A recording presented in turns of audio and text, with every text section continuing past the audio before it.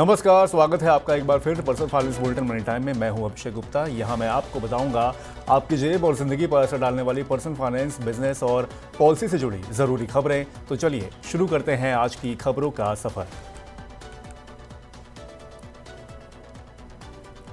Luxury car निर्माता company Mercedes Benz ने भारत में अपनी पहली made in India electric launch कर दी है। अपनी इलेक्ट्रिक मोबिलिटी रेंज का विस्तार करते हुए मर्सिडीज ने EQS 580 मॉडल से पर्दा उठाया है। अमेरिका के बाहर पहली बार भारत में 7 सीटों वाले इस इलेक्ट्रिक SUV मॉडल का उत्पादन शुरू हुआ है। EQS 580 4मैटिक मॉडल कंपनी का EQS सेडान कार के बाद दूसरा वाहन है। इस कार को मर्सिडीज के पुणे बेस्ड प्लांट में स्थानीय स्तर पर तैयार किया गया है। कंपनी के मुताबिक ये भारत में मर्सिडीज की छठी EV है और भारत में स्थानीय रूप से निर्मित होने वाली दूसरी कार होगी। लोकल लेवल पर मैन्युफैक्चरिंग के चलते कंपनी की ये कार दुनिया के दूसरे बाजारों के मुकाबले भारत में सस्ती है। EQS SUV 580 4मैटिक की भारत में एक्स शोरूम कीमत 1.41 करोड़ रुपए से शुरू होती है।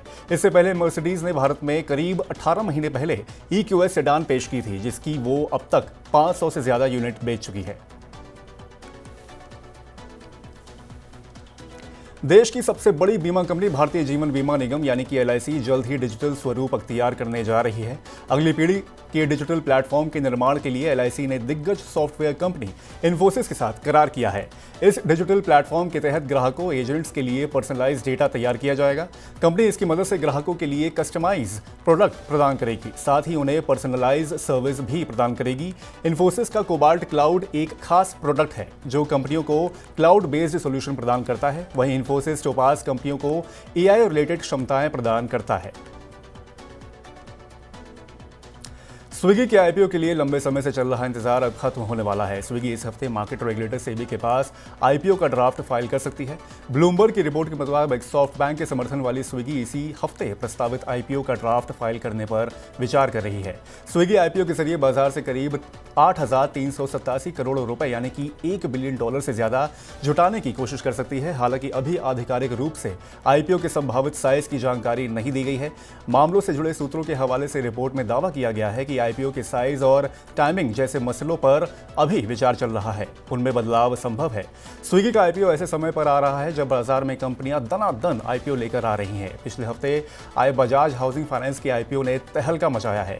बजाज हाउसिंग फाइनेंस को निवेशकों से इतना शानदार रिस्पॉन्स मिला कि सबसे ज्यादा एप्लीकेशन और सबसे ज्यादा बोली हासिल करने का नया रिकॉर्ड बन गया। यह शेयर 114% के प्रीमियम पर लिस्ट हुआ है।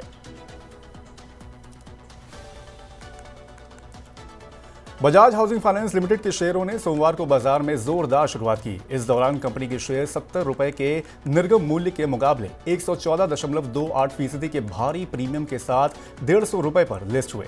कारोबारी दिन के अंत में BSE पर यह शेयर 135% बढ़कर 165 रुपए पर पहुंच गया। इस बीच कंपनी का बाजार मूल्यांकन 1,30,751 करोड़ रुपए से ज्यादा रहा।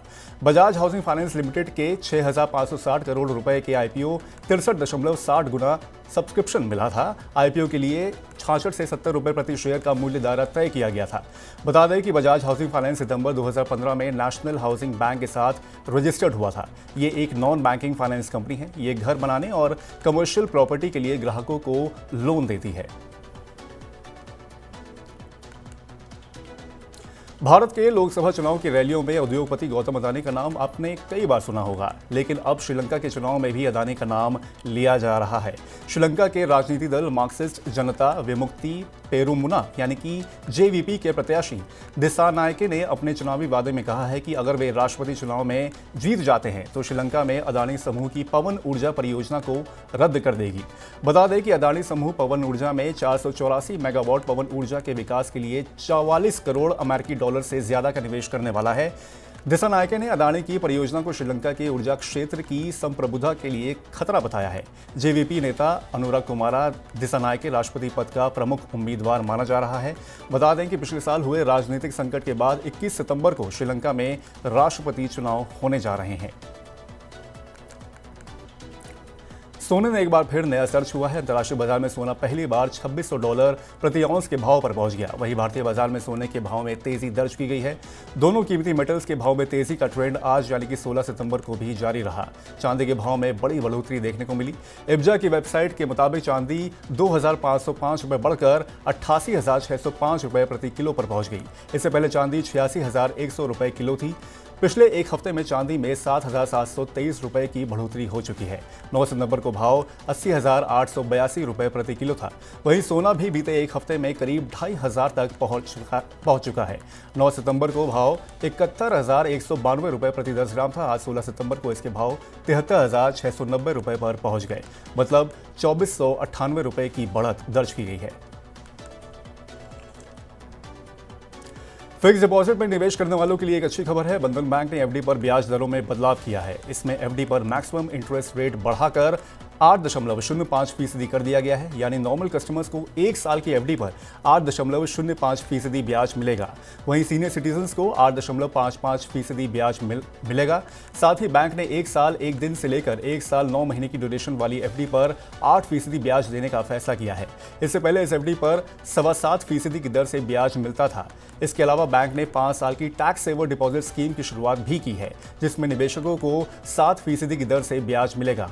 वहीं 5 साल से ज्यादा की नॉर्मल डिपॉजिट्स पर 5.85% की दर से ब्याज मिलेगा। टैक्स सेविंग स्कीम्स के लिए सीनियर सिटीजन को 7.5% ब्याज मिलेगा।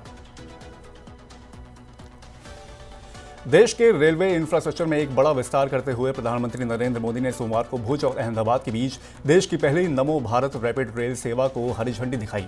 बता दें कि नमो भारत रैपिड रेल को पहले वंदे मेट्रो के नाम से लॉन्च किया जाना था, लेकिन उद्घाटन के एक दिन पहले रेलवे ने भुज अहमदाबाद वंदे मेट्रो का नाम बदल दिया और नमो भारत रैपिड रेल कर दिया। प्रधानमंत्री नरेंद्र मोदी ने भुज रेलवे स्टेशन से इस सेवा को वर्चुअल तरीके से हरी झंडी दिखाई है। रैपिड रेल को इंटरसिटी कनेक्टिविटी बढ़ाने के लिए पेश किया गया है। ये रैपिड रेल भुज से अहमदाबाद तक 359 किलोमीटर की दूरी 6.25 घंटे में तय करेगी। इस दौरान ट्रेन 9 स्टेशन पर रुकेगी। आम लोगों के लिए ये सेवा 17 सितंबर को अहमदाबाद से शुरू होगी। कुल यात्रा का किराया 455 रुपए होगा। भारतीय शेयर बाजारों ने एक बार फिर रिकॉर्ड स्तर हासिल किया है। सोमवार को बीएसई सेंसेक्स 98 अंक की बढ़त के साथ अपने अब तक के उच्चतम स्तर पर बंद हुआ। एनएसई निफ्टी भी कारोबार के दौरान रिकॉर्ड ऊंचाई पर पहुंच गया। विदेशी फंडों के निवेश के साथ ही एनर्जी और बैंकिंग शेयरों में जोरदार तेजी देखने को मिली। आज के कारोबार की बात करें तो बीएसई सेंसेक्स 97.84 अंक की बढ़त के साथ नई रिकॉर्ड ऊंचाई 82,988.78 अंक पर बंद हुआ। कारोबार के दौरान एक समय ये 293 अंक चढ़ गया था। इसी के साथ सेंसेक्स ने 83,184.34 अंकों का नया शिखर भी छुआ। दूसरी ओर एनएसई का निफ्टी भी 27.25 अंक की बढ़त के साथ 25,383.75 अंक पर बंद हुआ। कारोबार के दौरान ये रिकॉर्ड 25,445.70 अंक तक चला गया था। सेंसेक्स की टॉप गेनर की अगर बात करें तो आज एनटीपीसी के शेयर में 2.44% की तेजी रही। वहीं JSW steel, Larsen and turbo, ICICI bank, axis bank, Nestle, Mahindra and Mahindra और टाटा स्टील के शेयर भी टॉप गेनर रहे। वहीं बजाज फाइनेंस में 3% से ज्यादा की गिरावट आई है। अमेरिकी मुद्रा के मुकाबले रुपया सोमवार को 4 पैसे की तेजी के साथ 83.88 प्रति डॉलर पर बंद हुआ। विदेशी बाजार में डॉलर के कमजोर होने और फॉरेन फंड्स का निवेश बढ़ने से रुपए में तेजी आई। भारतीय रिजर्व बैंक के सक्रिय हस्तक्षेप की वजह से रुपया एक लिमिट के अंदर स्थिर बना हुआ है। अंतरबैंक विदेशी मुद्रा बाजार में रुपया 83.89 पर खुला और कारोबार के दौरान अमेरिकी डॉलर के मुकाबले 83.87 के उच्चतम स्तर पर गया और 83.90 के लोएस्ट लेवल तक आ गया था। अंत में ये 83.88 पर बंद हुआ। विदेशी मुद्रा कारोबारियों के मुताबिक बाजार बुधवार को आने वाले अमेरिकी फेडरल रिजर्व के नीतिगत फैसलों का इंतजार कर रहा है। बता दें कि 18 सितंबर को फेड ब्याज दरों की घोषणा करेगा। अमेरिकी केंद्रीय बैंक द्वारा ब्याज दर में कटौती निश्चित मानी जा रही है, लेकिन तय नहीं है कि कटौती कितनी होगी। तो ये थी आज की प्रमुख खबरें। अब वक्त हो गया है आपसे विदा लेने का। अब आपसे होगी मंगलवार को मुलाकात। पर्सनल फाइनेंस से जुड़ी खबरों को पढ़ने, सुनने और उनसे जुड़े खास कार्यक्रमों को देखने के लिए आप मनी9 के यूट्यूब चैनल को जरूर कर लें सब्सक्राइब। आज का हमारा मनी टाइम आपको कैसा लगा, नीचे कमेंट बॉक्स में अपनी राय हमें जरूर बताएं। अब मुझे दीजिए इजाजत। नमस्कार, शुभ रात्रि।